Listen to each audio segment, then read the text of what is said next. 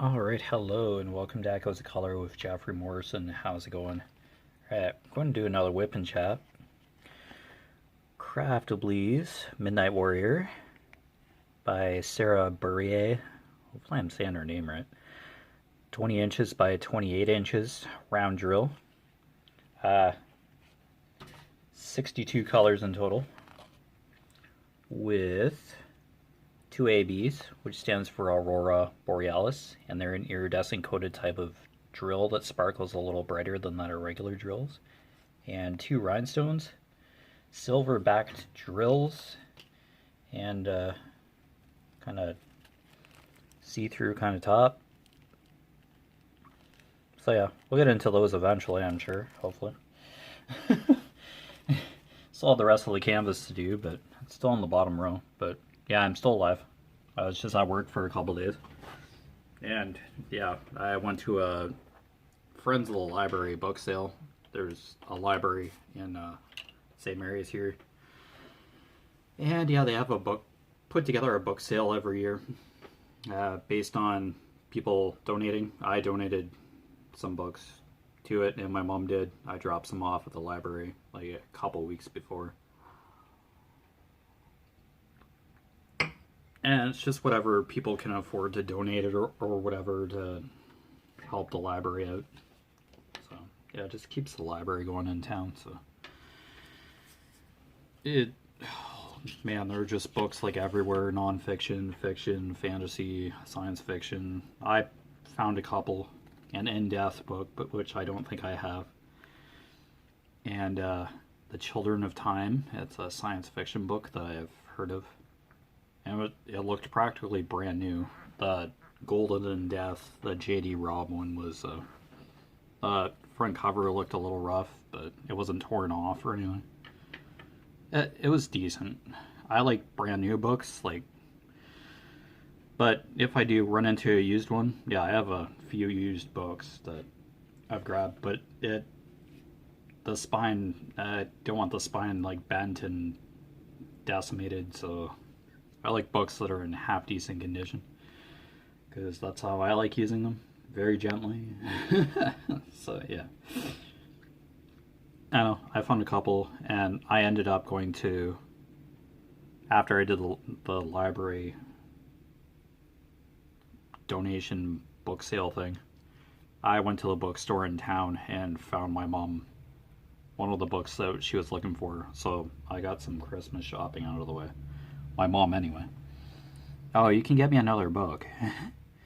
She just gives me like a list because she reads various different authors, but yeah. Alright, a 32, there was like a check mark. I must have finished this color. Oh, excuse me. Hopefully everything's going well, you're crafting, etc.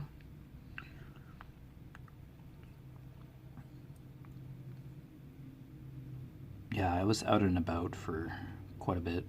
If you go to like one of those book sales, they just have like tables and tables of books.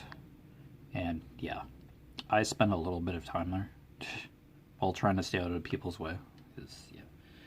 Yeah, I think I finished that checkmark symbol, to tell you the truth. Yeah. I'm seeing it, so. Alright, so this kind of sideways square bracket we'll get into. It looks like my hair. 51, here we're 38.25. Okay, let's pull this out.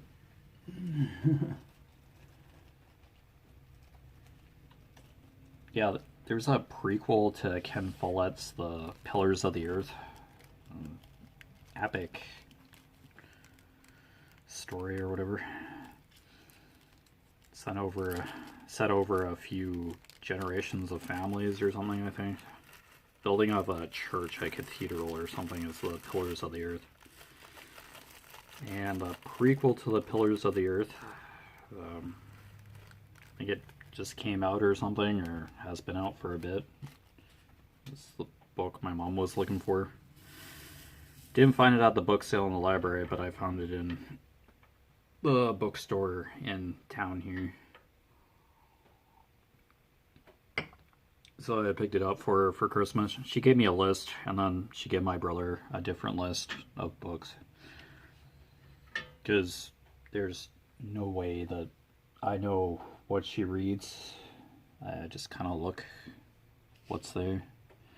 Or I'll be placing drills down here. Here I am talking about books nonstop. Yeah, I've read a lot more books recently now that I've been doing the walking challenge is for Lord of the Rings and Silk Road to get my steps in every day. So I'm totally in a science fiction kind of spot. So yeah, this is the only symbol of its kind. Yeah, okay. It's like a shade of pink or something, so I think the symbols shown on the sticker sheet and then what's on the canvas are slightly different, but the symbol is like the same. But the background colors for the symbol, it throws me off a bit. They're printed differently ever so slightly.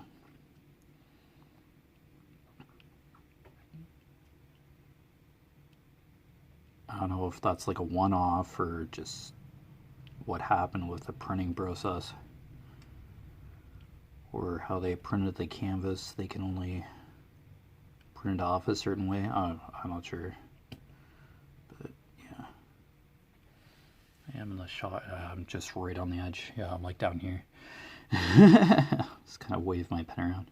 I'm still alive. Okay, yep. Well, hopefully you're having a good day. Crafting and diamond painting are going well. Or if you're just hanging out, thank you. Always a pleasure to have you. Yeah, I just talk about whatever here on Echoes of Color while diamond painting. Main goal is to get some drills done on adhesive in the half hour that do hang out. Yeah, I do talk about very random things on here.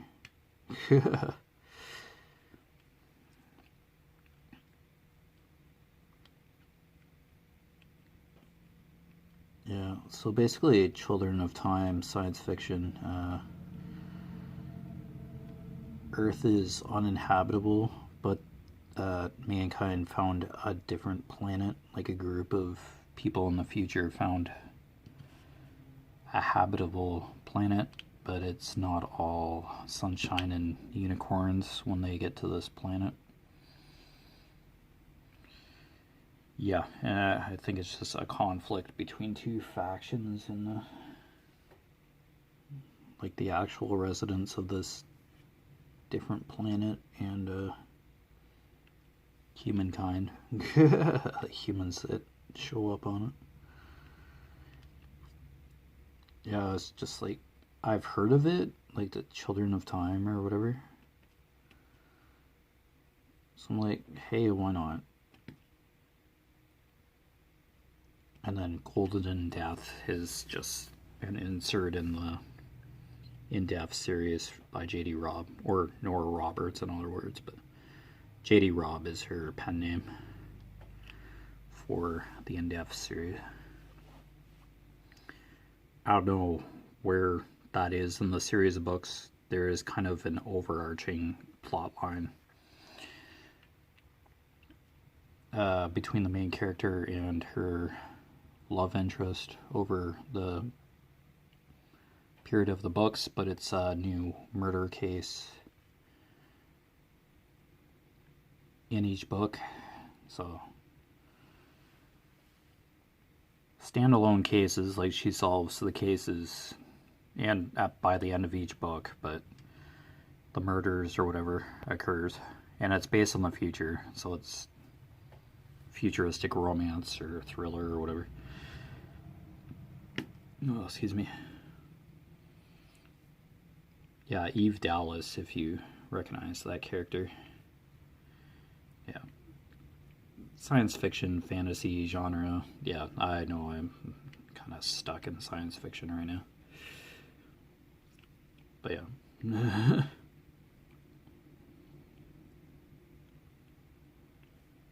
You could probably read any one of those in-depth books just by randomly picking one up in the series. Unless you're totally invested into, like, the overarching relationship between the main character and her love interest that starts in the very first book, so... I don't know, either way. Probably if you've, like, never heard of the in-depth series and suddenly see a book from it, yeah, you probably wouldn't be, like, too lost, really. But I kind of like the overarching storyline, how the characters kind of evolve over the books, period of books. So there are definitely mature themes in the mature descriptions of love in the in those novels. Yeah. So it is definitely an adult book series. But I probably talked about it a few times on here on Echoes of Color, because yeah, Mom and I are the readers in the family. My brother and his wife, or my sister-in-law, do read as well, probably a little more than they have in the earlier years. I think my sister-in-law does read a little bit more than my brother, but yeah, kind of shocked me for a second that my brother does read. No, he's fully capable of reading, like, just like for leisure. It's like a hobby or just to unwind or whatever. I just wouldn't jump to that conclusion that he'd have a book in his hand in that way, but no, he does. He reads, so. I'm not sure what my brother likes reading. I'm not sure, but I'm certainly a science fiction, fantasy, yeah. I like alternate worlds and fantasy worlds and magic and dragons and medieval stuff and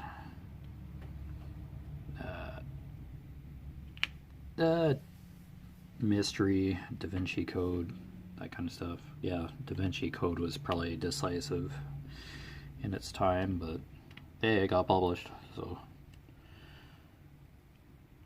Angels and Demons, yeah, I remember that too. Yeah, I've seen the movie adaptations of those two, Angels and Demons and the Da Vinci Code. I think they made Inferno as well. Yeah, and The Lost Symbol was a mini-series made for TV, so. Like, my dad and I watched that.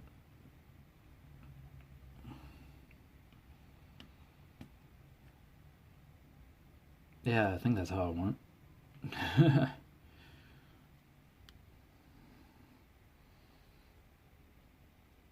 But yeah, I'm still more for books, like the actual source material, than that of the movies. The Da Vinci Code was well done. And yeah, I still like the source material, the books, but for Harry Potter, for instance, yeah, the books still, but the movies were alright. Yeah, a lot of people just get upset when stuff's cut out of the books. Definitely the Fellowship of the Ring, like for Lord of the Rings. Yeah, that was quite a... yeah. There was quite a material that was cut out for the movie, it would have been like a 6-hour first part movie. If the Hobbit's whole journey, like before they even formed the Fellowship, almost halfway through the Fellowship of the Ring. Yeah, all that the Hobbits did. Yeah, there were a couple details cut out of the Hobbit's journey before they made it to Bree, I believe. Yeah, there was a lot of stuff before Bree. Like, they got lost in a forest or something. The Hobbits, that is. Frodo and, yeah.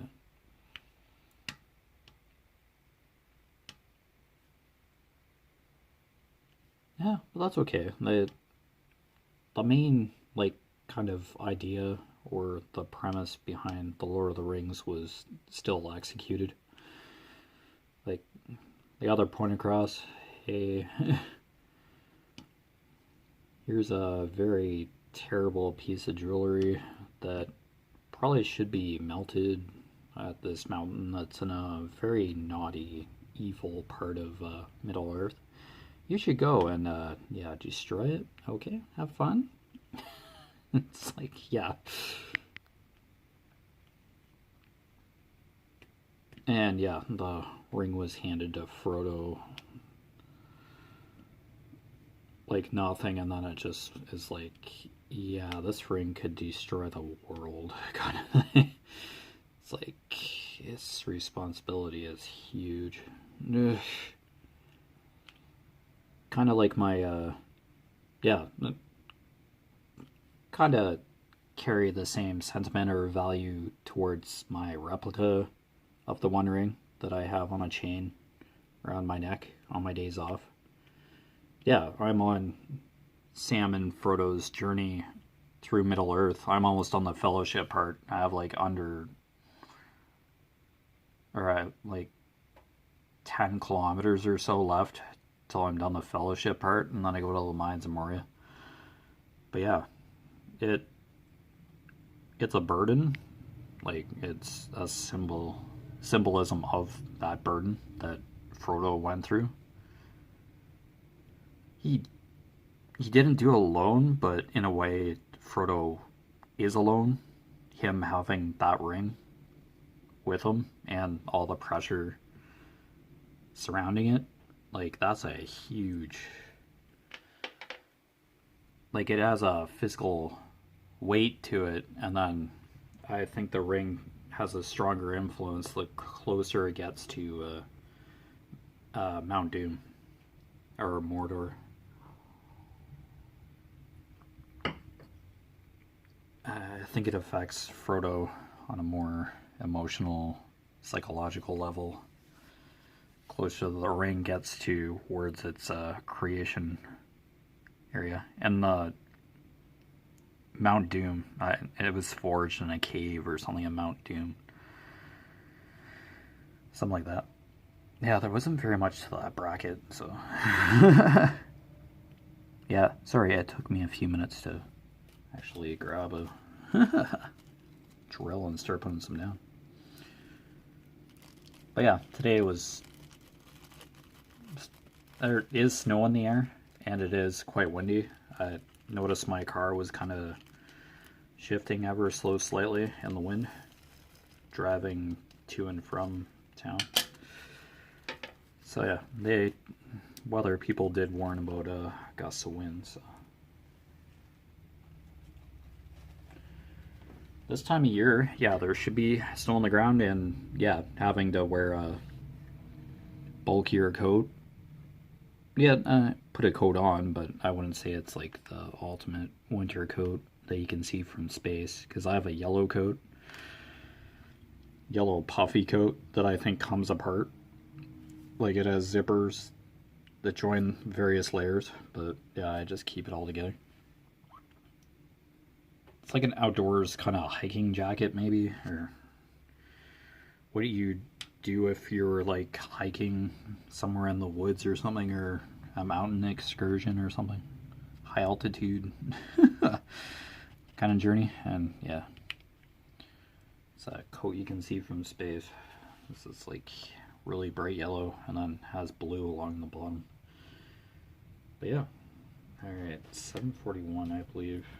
There's no other K in here. I saw an unboxing of those, one of those Sesame Street Elmo, Diamond Art Club got licensing from like the Sesame Street, for the Sesame Street characters. So I saw an unboxing of Elmo. Rachel Ray, I think, did it. Yeah, it was Rachel Ray.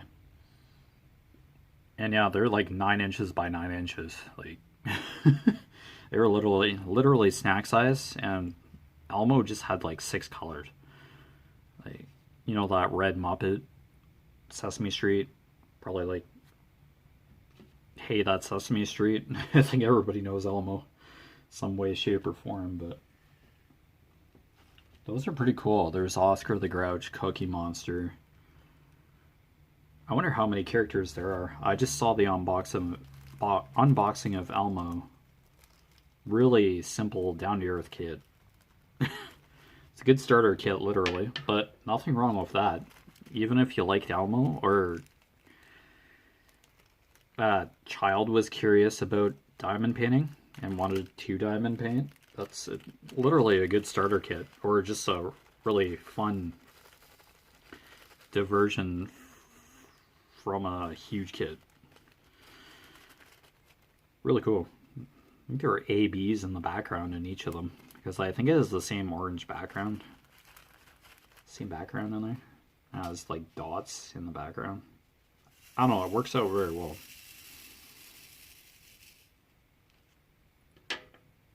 Yeah, not to say that the Sesame Street characters are basic, but it's a very generic design, but it works. Like, you just know, hey, that's Elmo. The Grouch. That lives in a garbage can. It's like, I don't know. Sometimes characters like that, cartoon characters, look at Super Mario. Like, he's iconic. Like, so is Elmo. Like, absolutely nothing wrong with any of those characters whatsoever.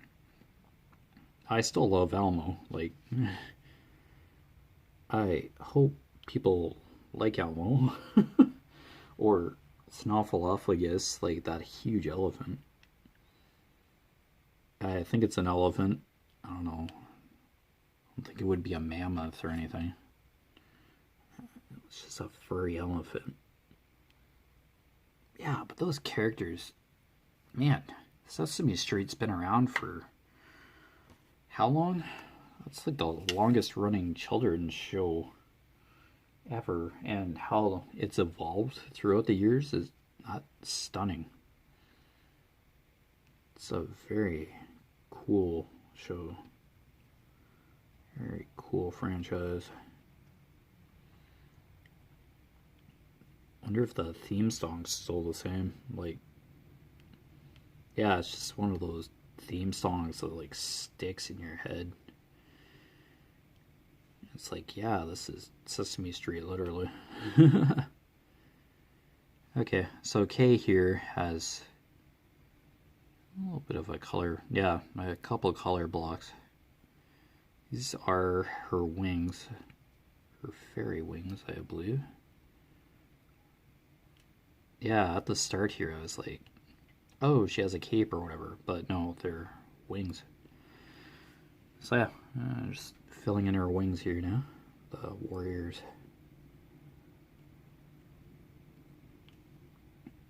Wings.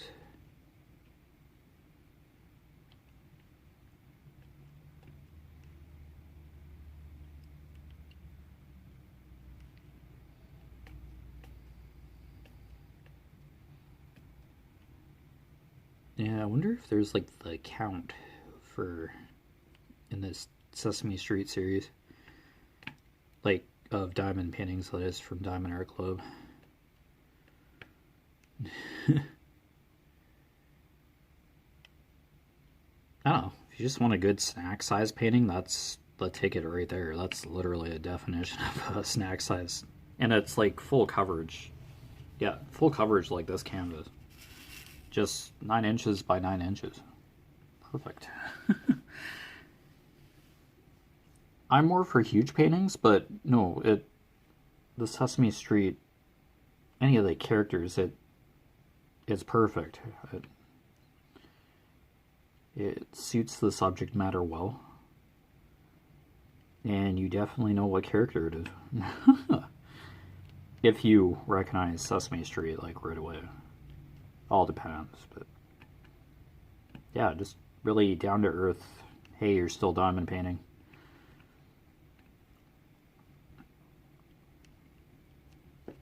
I think Rachel Ray received, like, an old Diamond Art Club kit. Like the pen and the tray. And heart-shaped wax. No washi tape or cover minder. Yeah. I wonder if it's just, like, reverted to those kits. I could be wrong. If somebody did get a Sesame Street kit, I think they're out now. But if somebody did get a new kit in their Sesame Street diamond painting, let me know. It could just be random for all I know. But yeah, I seen the classic diamond painting kit. And I think they're round. I think the Alamo was around.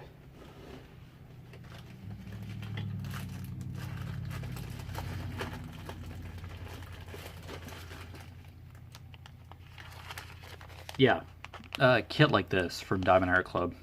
This is like from another kit, but yeah, round, the heart-shaped wax tray. There are a few baggies, a squishy. Yeah, I just keep these. Yeah,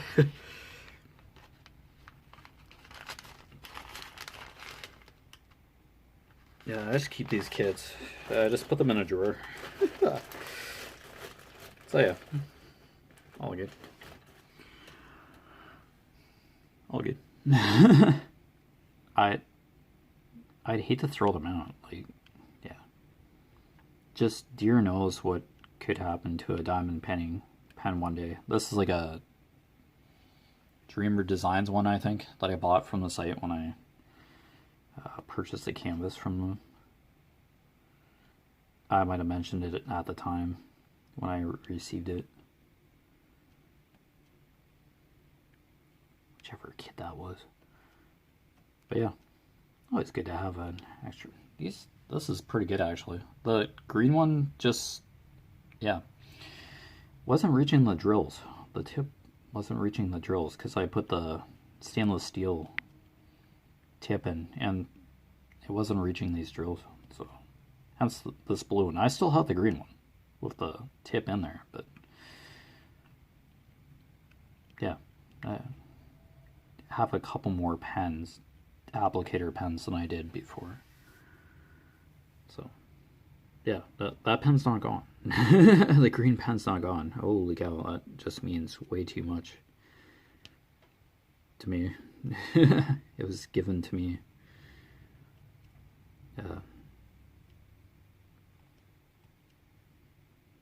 a year or so ago when I, like, shortly after I started doing YouTube.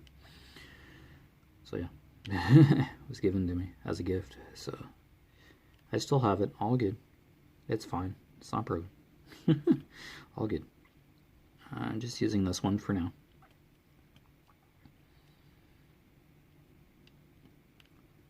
But anyways, you've been watching Echoes of Color with Jeffery Morrison. Down below in the description, I put my Facebook profile name. Like, yeah, I just write my name out. That's how you find me on Facebook. It's because my first name has an extra E in it. And people aren't used to that. So it makes me an entirely different person if one of the E's is missing. So yeah.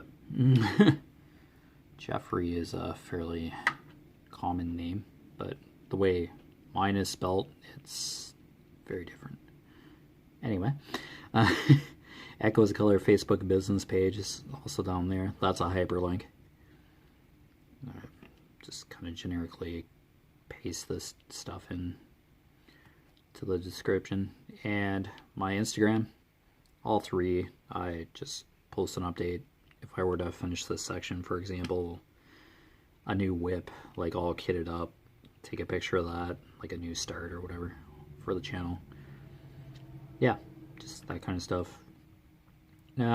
Personal and Instagram, personal Facebook and Instagram, get the odd meditation quote. I haven't meditated the past couple nights. Just got dragged into YouTube or whatever. But yeah, I'm not worried about meditation streaks or whatever. It's just I've fallen asleep the past couple times, so not really meditating. But yeah, I share the quotes from those every once in a while. But yeah, just very quick update kind of stuff. If you're interested in any of that, it's down below in the description. I put it basically on almost every video. But anyways, take care. All the best with your crafting endeavors, and I'll see you again soon. Bye.